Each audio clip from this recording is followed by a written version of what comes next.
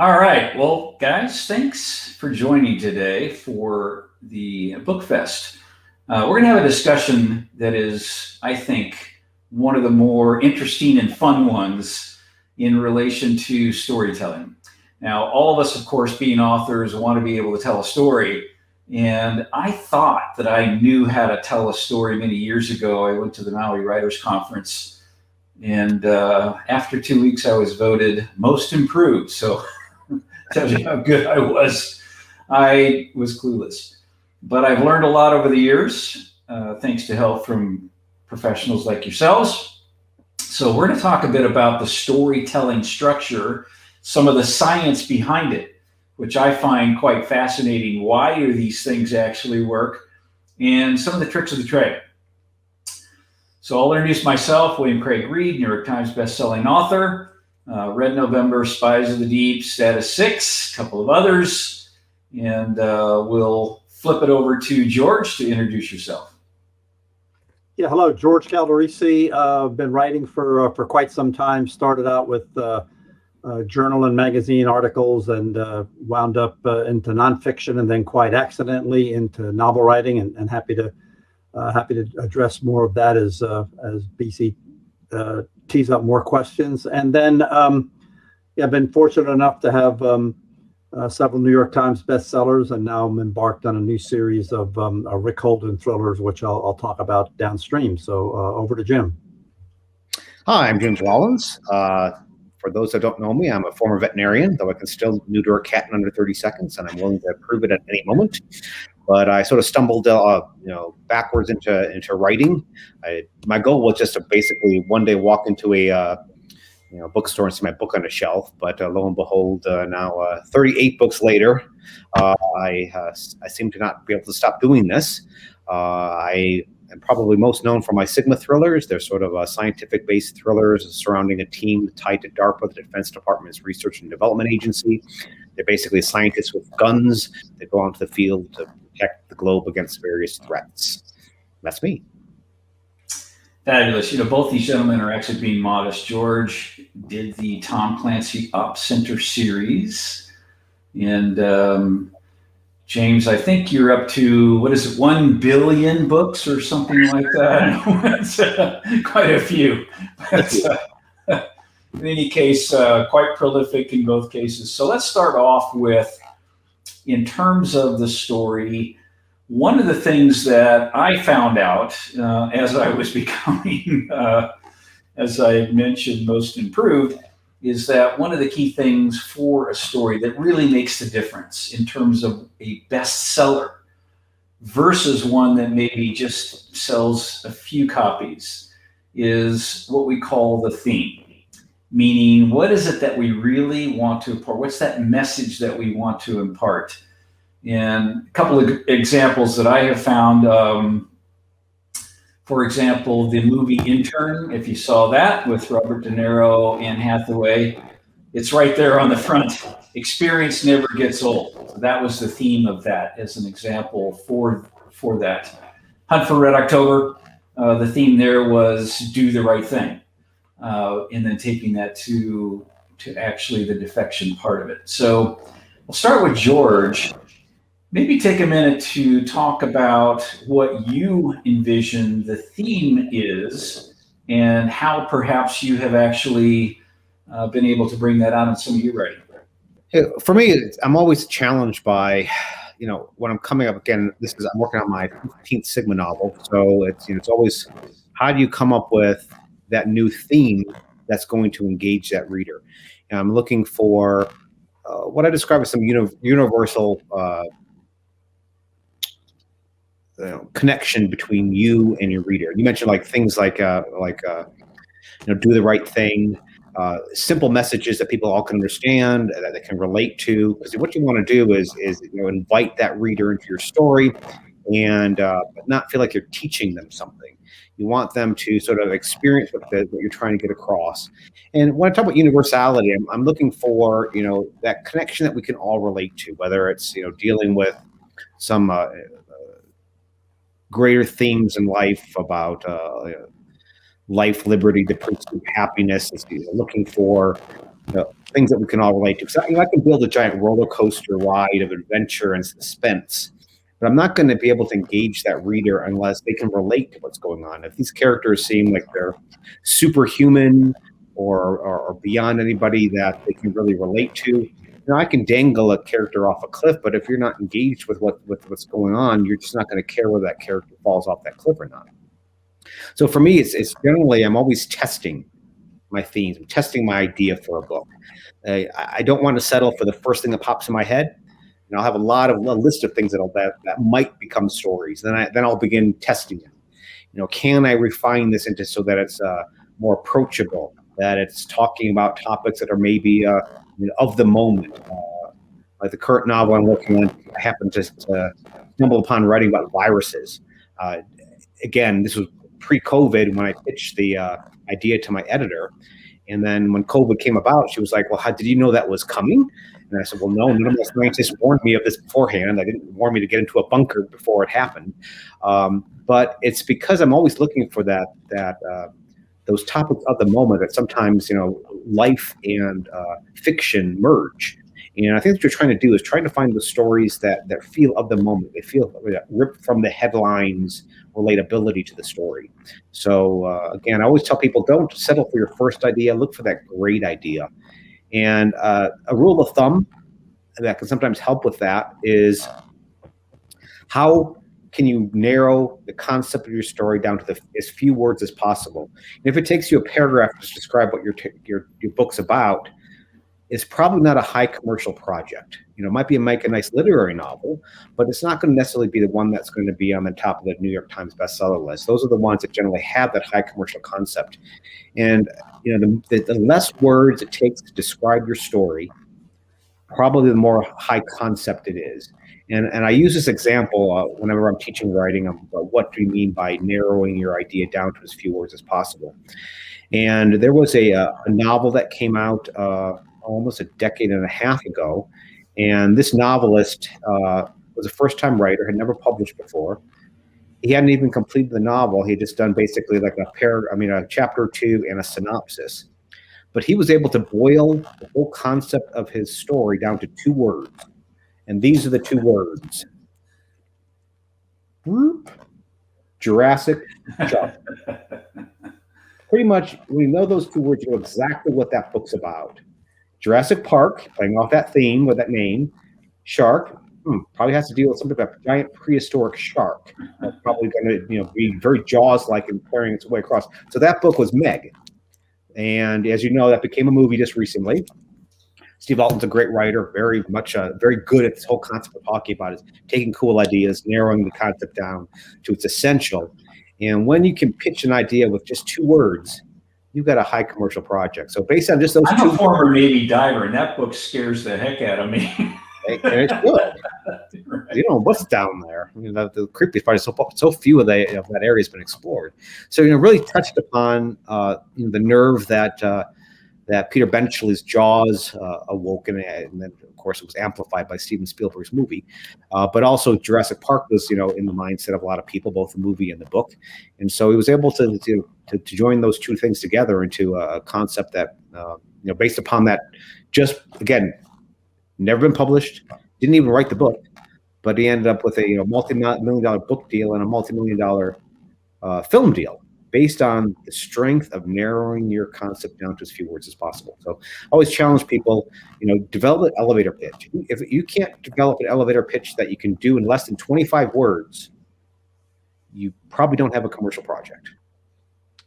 All right, George. Okay. Let's talk about theme and what's your perspective on that and perhaps how you use it in your writing.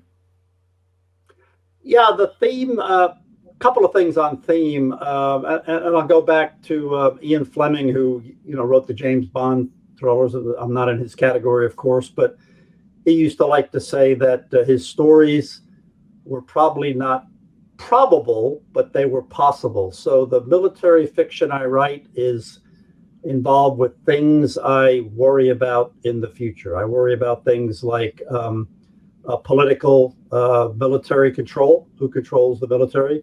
I worry about things like autonomous systems that humans are no longer controlling. And those are the themes I pick up as the what if this happens. So my themes are pretty meat and potatoes, but they really go into what I like to call fiction and intelligence, where I suspect everyone's read military fiction that the plots are so fantastic and they defy the laws of physics. And that's not what I write. My theme is always what could happen 5 years, 10 years from now with our military systems. So pretty meat and potatoes, blocking and tackling. Yeah, I agree with you on that. And in fact, it was you that helped inspire the theme for my latest novel, Status 6, which is the name of this new torpedo, the doomsday weapon that the Russians have, and about a Russian submarine that has AI control. And I learned that they were going to do that through some contacts I had at the Advanced Research Labs.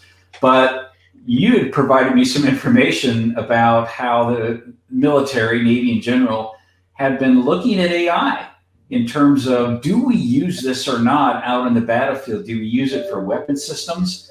And one test that they had done, which I found quite fascinating, is that AI had mistaken a baby with a bottle for a kid with a bat. And so they chose not to use it because, if we make the mistake of identifying a fishing trawler instead of a gunboat, that could cause an international conflict. So the theme of the novel is, should we be using some of these advanced technologies in a situation that could spiral into a conflict or a world war? But let's step into the story a little bit more. Obviously, in most stories, we have Act 1, Act 2, Act 3. And that's typically what we see in terms of story structure. Yes, there's a Freytag principle, and we have the hero's journey, etc. And we've seen 5-act plays, but typically we see the Shakespeare 3-act play. So we're going to flip this over to James again and talk about Act 1. We're walking onto the stage. There's the first part of the story, and there's some things, some tricks of the trade that you talk about in terms of what do you need to do with the protagonist, creating a sympathetic character, all those things. Let's start with Act 1 and that story structure. Set us up here. Well, I learned how to structure the beginning of a novel from reading, and I recommend everybody read this book. It's the first 5 pages by Noah Lukeman. That's Lukeman. It's a thin little book. You can read it in an afternoon. But basically, Noah Lukeman is an agent, and he was reading, constant, piles of people petitioning him to represent their work. So he's very good at being able to decide whether a book is good or not in the first 5 pages. And in that book, he explains what he's looking for in those first 5 pages. And so what I'm going to sort of relate is some of what I learned from his book and from a few other books on how to write when I was trying to become the veterinarian turned author. And one of the first things he suggests, and I believe this also, is you need to start with action. You don't need a gunfight on that first page, but you need to start with conflict. You need trouble, fear, and violence is okay, but you need to just sort of throw your readers into the situation. A lot of first-time writers think they have to explain everything. They have to have a prologue that explains the entire backstory before they begin the story, or they're going to have chapter 1 be the equivalent of that, where they're elaborating in great detail before they start the story. I think many first-time novelists, you probably throw away their first 3 chapters and start on chapter 4, and that's probably the better place to start the story. So you should decide where you want to start your story by throwing your characters, your readers into what I call action. By action, I just mean conflict, trouble, fear, but again, it could be something violent. Just explain it later. Get the show on the road, fill in the backstory and explanations in chapter 2. Readers have an innate trust in a writer that maybe I don't know exactly what's going on, but eventually I'm going to understand. As long as there's conflict on the page, that's going to engage that reader. So that's one thing, start with that action. But number 2 is in the first 5 pages, you need to start setting up that attachment between reader and character. Again, I mentioned before, if your reader's not engaged and sympathetic towards that character you're setting up, yes, you can build that big roller coaster that I love to build of an adventure, but you're not going to have the nail biting, white knuckled suspense in that reader if they really don't care that much about that character. They're not going to care if they fall off that cliff. So again, this is not, I didn't come up with these, what I call sympathy builders, ways to establish a relationship between the reader and the character. This again came from a screenplay writing instructional book. Again, for writers, don't be afraid to, read some books on screenplay writing, because screenplay writers are great at how to efficiently and successfully plot. If you want to know the down to the brass tacks way of structuring story into a 3-act structure, it's been done for ages by screenplay writers, so they can offer great clues and insights. And so one of the things I got was these 7 sympathy builders, ways to establish a relationship between your reader and your character. I'll just quickly rattle them off. Number 1, your character could be very good at what they do. And what I always like to use example of that television series House. House was a very good doctor. He's very efficient, very smart, bit of a, excuse my French, asshole. He was, a jerk to people around him. He was a drug addict. He was nasty. He was mean. But the viewers attached to that character because he was solving all the cases that nobody else could solve. So by just being very good at what they do, you begin to get that bond established. 2, the character is funny or humorous. Again, we always have a tendency to, be appreciative of the guy that has that right joke, that right, that perfect, cut right at the right moment, the jab, the jibe, because we never have that. We never come up. Well, after the fact, we always think, I should have said this.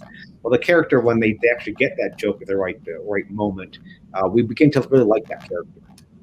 3, your character just treats others well. We're really sort of sympathetic to people that are caring, loving, and when you see that demonstrated by the character, you begin to establish a bond. And 4, sort of a caveat of number 3, it's not just treats others well, but specifically is kind to pets, kids, or the elderly. By showing sympathy towards these sort of innocent type of characters, again, it deepens that relationship. If you have a character that's got the hound dog that's looks lovingly at his side and will defend to the death, you like that character a little bit better. 5, the character has undeserved misfortune.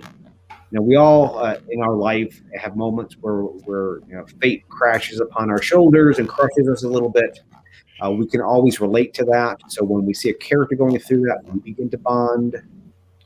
Number 6 is, again, I was a mystery, but I'm going to, in just a moment, William Craig Reed, BC, as I call him, will explain why. I never understood why this worked, but he's going to explain why it worked. Number 6 is that one way to make your reader like your character is just have another character in your novel like your character. Just by having that character like your character, for some reason, and I couldn't understand why, readers begin to like that character. But I'll let BC in a moment explain why that works. Number 7, your character has a physical, mental, or educational handicap, or in other words, just a massive underdog. We always root for the underdog, so if you can build some underdogish type character aspects to your character, then you're going to, again, begin to establish that relationship. I always stress, though, don't have a character that does all of that. Someone that's an expert at what he does, but he's very funny, humorous, and he has this dog that loves him, and he had a horrible crippling injury that left him with a handicap, and everybody around him loved him dearly. Hey, that's my last character. So don't do all of that. But if you ever, I still belong to a critique group, and occasionally I get this comment from the critique group member saying, Jim, your main character really isn't coming off the page well. We actually like the villain more than the main character, or we like this supporting character more than your main character. Then when I'll go back, I'll pull these 7 out and go, what have I done to establish these sympathy builders? Have I done just one of them? Maybe I need to add another 2 of them into building that character's sympathy rating. And often that solves the problem. So it's a great toolbox tool in your toolbox. It's just to have these 7 sympathy builders so you can always sort of test how sympathetic that character is. Fantastic. George, What's your thinking in terms of stepping onto the stage in Act One and building the character, grabbing attention, getting the hook of the reader? Yeah, no, thanks for that. So I just wanted to pile on some of the good things that Jim said about, first of all, about the protagonist and those qualities, and not using all of them. But I think, having done writing seminars and critique groups, what I find usually is the writer makes the antagonist too weak. In other words, it's so easy for the protagonist to win the battle. So I think what I try to show people is to start out with the antagonist. Make the antagonist not all powerful, but not a pushover. Because unless you make it hard for the protagonist, people aren't going to really root for him or her. So first thing I usually start out with is a strong antagonist, and then to Jim's point of making people care about the protagonist or protagonists, I think that goes for minor characters as well. As an example, in one of my Op Center books, I wanted to start it out with a terrorist attack on a football stadium. So I had the terrorist strike, and it hits a dad on the head, and he dies, and the daughter's distraught, and people are stampeding by him. And one of my beta readers said, "Why should I care that this guy died?" So we started out that daddy takes his daughter to the football games, first time he's ever done it. He's taking his sons, he buys her cotton candy, and they have this maybe half-page dialogue where you say, "Gee, these are really nice people," and then the explosion hits. So again, my tendency is to be very plot-driven and start the explosion first. And again, beta readers are giving me the feedback that, let me care a little bit about the people involved in this terrible thing. And then I guess since this is for the people viewing and teaching them some tactics, techniques, and procedures, I find a lot of beginning writers start out with a police blotter. She was 5'11" and long blonde hair and crystal blue eyes and a wonderful figure, and all of these things that don't make you care about the character. So I really caution people to start off with, what is this person like? And to Jim's point, is this person likable? So if I had to sum it up, it's a really bad antagonist that stretches the protagonist's abilities, makes him or her have a character arc to actually get this done, and then a protagonist that you can like. So BC, why don't you tell us again? I'm very fascinated. I was fascinated when you found the answer of why characters in your book liking your character makes your reader like your character. I just took it at face value when I read this, jotted down these notes from the screenplay book. But I didn't understand why it worked, but it does work. Why don't you explain why? Because I think that's important to even understand.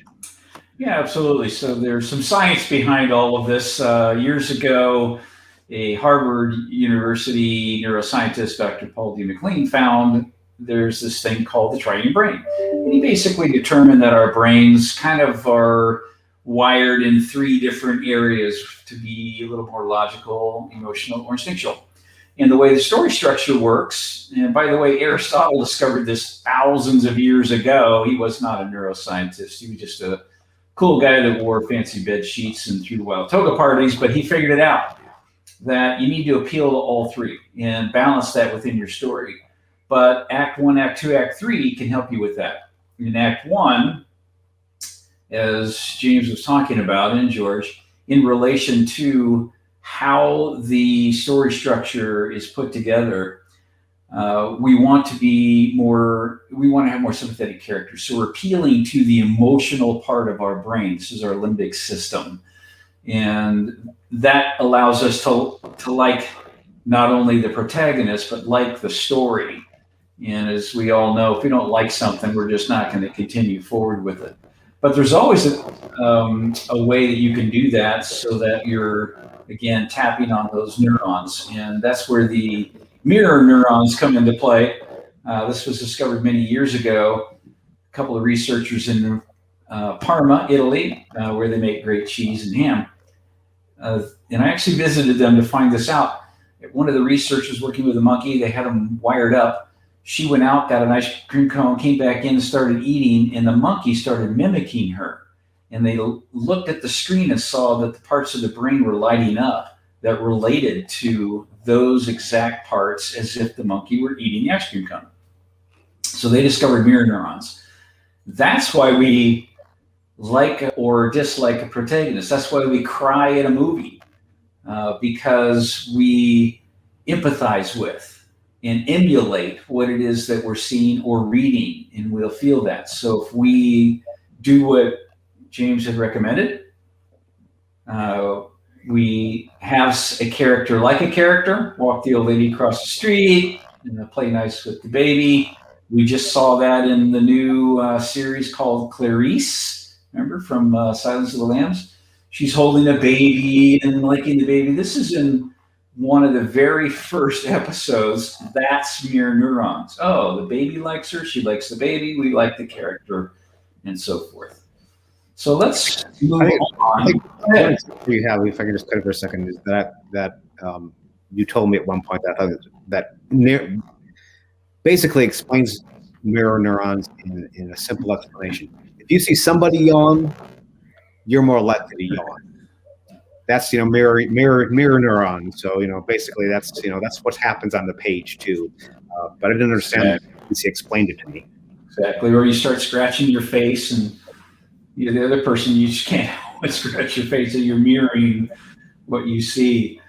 Let's move on to, you had talked about Act 1 in terms of the story structure, and also how you begin to create that hook, and you build the hook so that you are raising questions in the mind of the reader and hooking them. And I remember you had talked about piquing interest and raising questions, not over sensationalizing and so forth. Maybe take a minute to talk about that aspect of it, hooking the reader in and getting them to get past those first 5 pages and keep reading.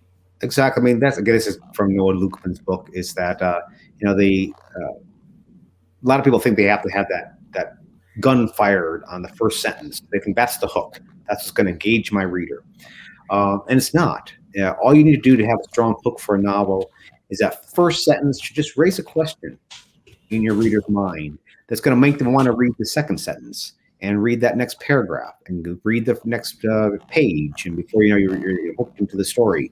So don't over sensationalize the opening line, because it could be a bit of a letdown line too. If you start with this big bang on the first sentence, when you get to that second sentence and it's something tepid and boring, it feels fake. It feels like you really are just trying to force something exciting onto that first sentence or the first paragraph. It should all flow naturally. You should start with that question. The question should begin to build during the course of that first paragraph, maybe build a little bit more in the second, so you're just increasing that interest of that reader for what's going to happen next. That's all you have to do.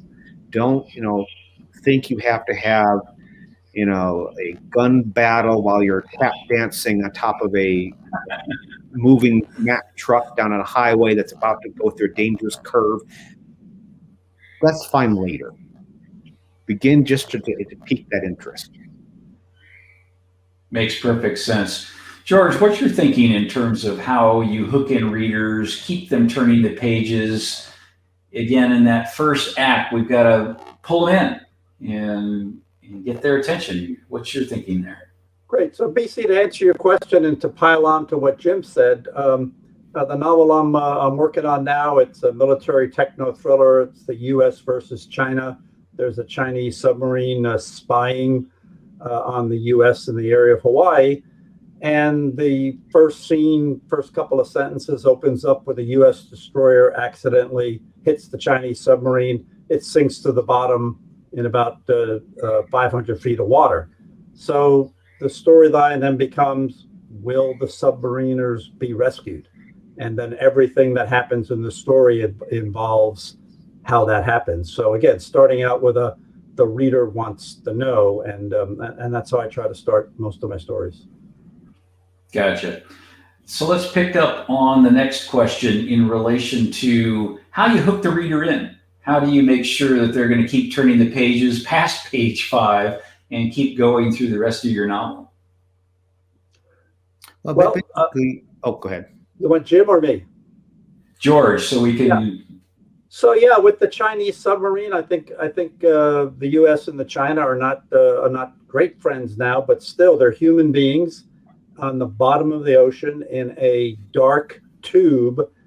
Any human would be interested in, can we get those people out of there? So that's really the hook, is will these people be rescued? And it's very much like Peter Moss's nonfiction book, The Terrible Hours, where the submarine is hit in 1939 in Long Island Sound, and how are we going to get these fellows out of the sub? So that to me is the hook. That people are in danger. I think it was Jim probably knows this, a famous movie producer that said, "Get him in hot water and get him out again." Is really the universal plot. Absolutely. So let's talk about that, because that moves us into Act 2. And this is where we get to have a little fun as authors and torture our protagonists and co-protagonists. And I think an author who does a marvelous job of this is Diana Gabaldon in the Outlander series. Boy, does she torture her characters ruthlessly. And it's difficult for us to do. I had to force myself to do that in my last novel, Status 6, starting off with my character gut-wrenched because he'd lost his wife. She was murdered a year before, and it starts off with him taking a Navy revolver and doing the Russian roulette thing. Obviously, he's not successful, otherwise my novel would be over. But James, let's talk about hooking the reader into Act 2, and now really starting to raise the stakes in the game and torturing your characters with those proverbial flying monkeys and so forth. I mean, that is the goal of the middle act, is just to put your main characters through the ringer. A lot of readers like, oh, don't, you like this character, don't be mean to them. They're lying to you. They want you to torture those characters secretly in their soul. They want to see those characters tortured. So give them what they want. Torture those characters mercilessly. But a couple, just again, to establish everything, in that first act, you should be establishing that the character has a goal. George mentioned the goal is they've just sunk a Chinese sub. The goal now is, how are they going to rescue? What's going to be ramifications politically and whatever for, saving those kids and saving those seamen, or submariners, I should say. So you set the goal. There's a goal for your characters to achieve. And then, again, usually in that first act, you should have established your antagonist, the person that's trying to stop them from achieving that goal. And that antagonist, as George mentioned earlier, shouldn't be a pushover. As a matter of fact, in many regards, I think your antagonist should be, a little stronger, a little better prepared, and maybe even a little smarter than your hero. They have to be a worthy antagonist. If it seems like, oh, that's going to be a pushover, there's going to be no problem for my main character to get past this obstacle, it's going to be boring to the reader. You want the reader to be convinced that there's no way your hero is going to be able to defeat that antagonist. And also, I think it's important when you're establishing your antagonist, by the way, is they have a reason to what they're doing. They're not trying to block that hero just because they're villains. They're not doing villainy for the sake of villainy. To them, they're the hero in their own story. In their mind, they are the heroes of their story. They're doing what they think is right, and for a reason they think is worthy of trying to block that hero. So your antagonist needs to be, in some regards, as dynamic of a character as your main character. They have to have their own sort of moral compass, whether it's broken or not, but they have some type of version of that because, again, they're the heroes of their story, and they think that the hero is actually the villain of this plot. So you're looking for that dynamic. And then, like I said, the second act is just pitting those two against each other. The middle act is just setting up roadblocks, what I call the tent poles of a story. And, your hero needs to start making active steps. So it's okay for your hero to maybe be blown a little bit by the wind at the beginning of the story because they're off their footing. They're not quite sure of this world. But then eventually when you get to the middle act, they have to start making active steps. It's the hero that has to get them over those roadblocks. They can get an assist from a supporting character, but the main drive of the story always has to sort of be somewhat driven by the hero, by his decisions, by his actions. If he's always getting his butt saved by a supporting character, it weakens that relationship of reader to that main character. So the hero has to drive that action in the middle act, and those roadblocks, they can't just be the same height. The threat, the challenge of each roadblock should be higher as you're going through the novel. The roadblock here at the beginning of the middle act, the very last roadblock should be just as you're turning that act to the final act. That it's that darkest hour that screenplay writers are always about. It should be that moment where the reader's convinced the heroes are going to lose. They see no way that the heroes can achieve that victory. That's what you're aiming for, is that third roadblock. You're building up.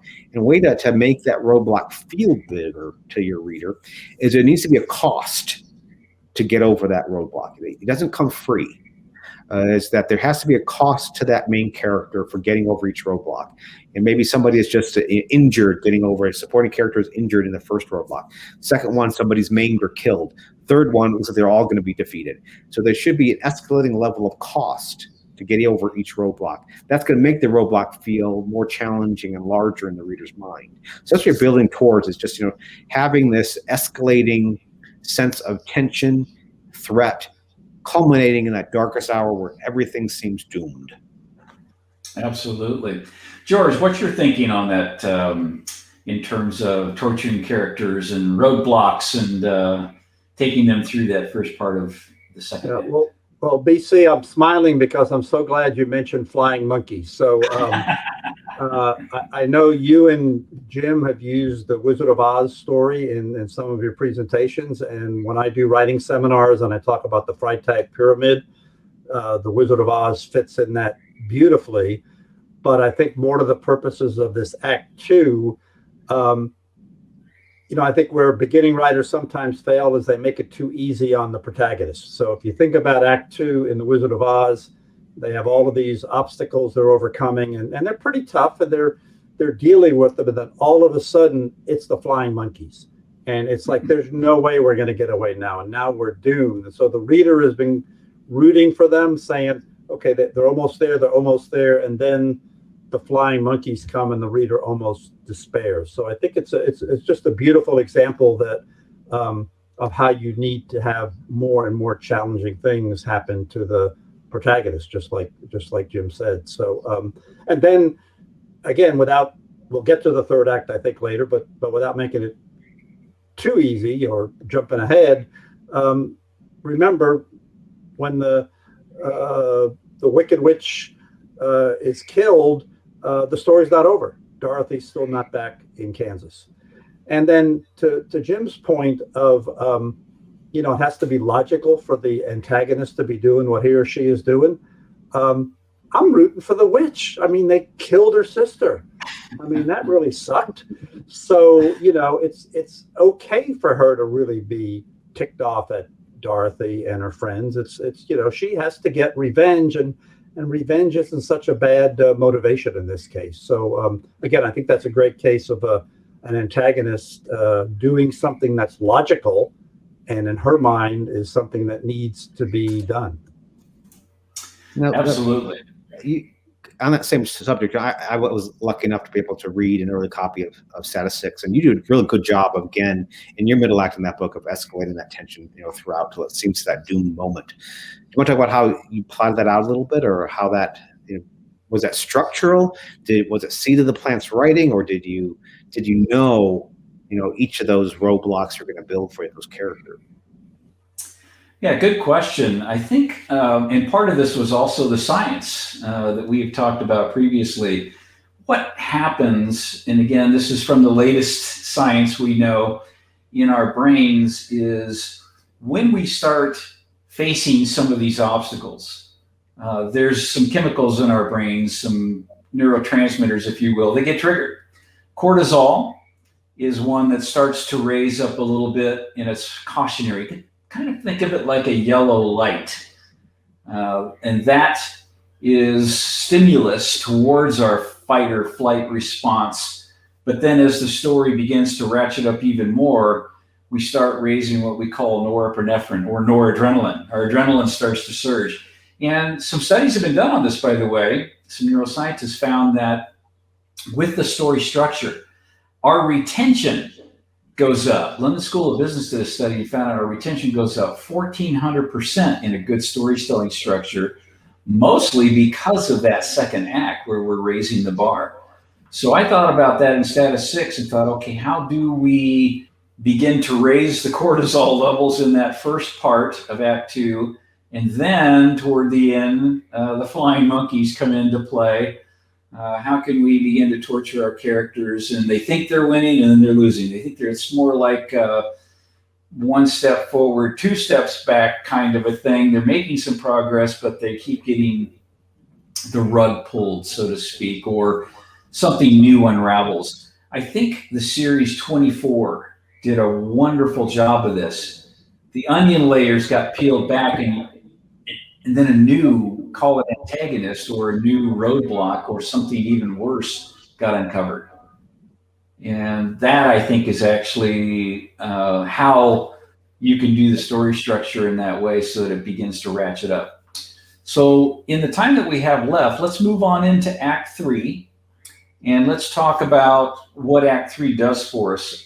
As we read in the Wizard of Oz, or the Wonderful Wizard of Oz book by L. Frank Baum, written in 1900, by the way, Dorothy goes back home, and then, George, as you mentioned, the story's not over after the witch is dead. She needs to bring back the magic elixir. This is the hero's journey, right? She discovers something and delivers the theme, which is no place like home. So let's talk a bit about some of the things we want to do, what we want to accomplish in Act 3. Obviously, between Act 2 and Act 3, we're at the peak. We're at the climax of the story. We're defeating the bad guy or gal. And now we want to go back into Act 3 and bring the magic elixir home. So, Jim, start us off with that. Sure. I think we all know that, a bad ending can ruin a beautifully structured novel. You can enjoy that first act. You can be real sympathetic to the characters. You can love the way that writer tortured the characters, and you get to that darkest hour, and then everything falls flat on the face, and you hate that novel. You never want to read it again. And so there's ways of avoiding that. Again, things I learned from screenplay writing and from just trial and error, and from seat of the pants gut feeling about how to structure stories, and a couple of rules of thumb when it comes to ratcheting up that tension to get them over that last hump. By the way, let's just step for a moment back to that darkest hour.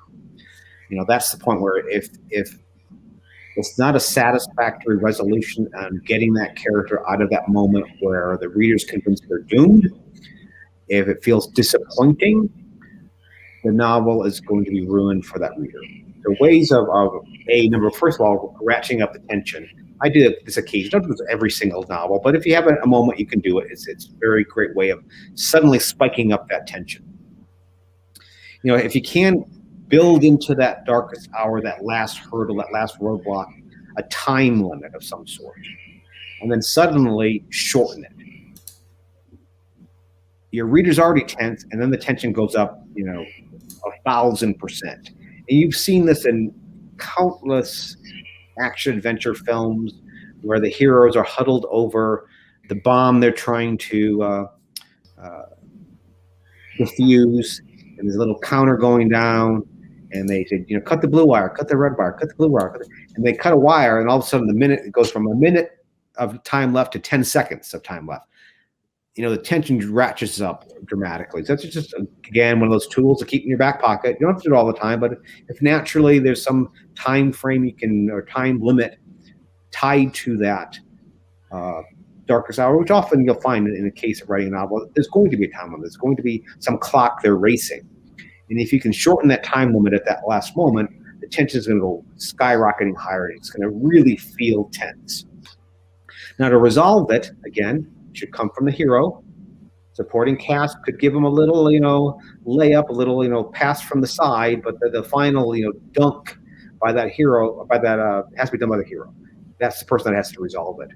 And some of the resolution, It needs to make sense. It can't just feel like it's hand of God. There's no cavalry that comes at the last minute to rescue our teammates. The hero has to be the savior, and what he does needs to make sense to the reader. It should be that moment where they go, aha, I should have seen that as a reader. I should have seen that resolution. But boy, that writer and that hero is so clever that they did that. And the way to accomplish that is you plant something early that pays off later. It's that, gun that's set aside that the reader's forgotten about 14 chapters ago, or that, something that they learned 14 chapters ago, that by the time the reader's gotten to that, 14 chapters later, they've forgotten about it, but it's back there at the back of the mind. So when the hero uses that tool that was planted earlier, you have that moment of aha. It feels very satisfying that, I should have seen it coming, but I didn't, and that feels really good that I should have thought it, but I wasn't able to, and how clever that is. So there should be no anticlimactic ending, no illogical ending. The bad ending can sour an entire novel, and that's not what you want. The last taste the reader has of your book is a disappointing ending. So truly try to craft that ending so that there's a lot of tension, that makes sense. The hero solves the problem, and lastly, usually you're setting up some type of a character flaw. Your hero should not be a superhuman character. They should have some flaw. And if you can't pull it off, it's hard to do, but if you can't pull it off where they are facing that flaw to get over that hump, along with getting over that hump, it's a really satisfying ending. And that's the book that reader is going to recommend to a friend, because they're going to have that real sense of satisfaction at the end of a novel. And it's a sense of satisfaction that's going to get a reader to recommend your novel to a friend. Very good. George, take us out with your thoughts on that. Yeah, well, I think Jim did a great summary, so I'll just add just a little bit. I think, as he said, you want a satisfying ending. And then whether you're doing a series or not, if the readers really fall in love with your characters, they want to know, well, what's next? And so if the novel ends with the protagonist attending the banquet dinner and everyone's toasting and saying you did a great job, and you end there, I think the reader will be dissatisfied. So it's like, tell me what assignment the protagonist is going to have next. Tell us if he's going to switch jobs. Tell us if he's going to go back and go back to the CIA or go back to the military, whatever the case may be. So I think, at least leading the readers a little bit, whether you're going to do a sequel or not, as to what happens to those characters, because if you've done it right, they care about them. So they want to know, what college they're going to go to or whatever. So yeah, I hope that absolutely helps. Super. Well, thank you so much. In my latest novel, Status 6, at the end, the entire world is destroyed. All humans are annihilated. So great ending. I'm kidding. Our shameless plugs, we can hold up our latest books. So if everybody wants to do that, just so that readers can see what you're missing by not getting these fantastic books. Here we go. Coming out Kingdom of Bones from James Rollins. We've got For Duty and Honor from George Galdorisi. And then my entire World Annihilation book, Status 6. And of course, in the information that you'll see will be the titles of these, as well as some links for you to be able to go to. But we most appreciate your joining us today in Story Structure. And remember, it's your job to torture your characters and then bring them home with the clean note. There you go. I'm going to tell you one other thing. You said, torture your characters, but never kill your characters the same way twice. That's a recommendation from the old Doc Savage pulp writer event. You can have shootouts and shootouts and shootouts. They get a little repetitive. A good garroting always is welcome. So, mix it up a little bit. Absolutely. A couple of beheadings in there. You gotta make it some fun. Have it fun. Little variety. All right, gentlemen, thank you so much. And we most appreciate your time today. Let's get back to writing, shall we? Okay. All right, we're all over it. Thank you.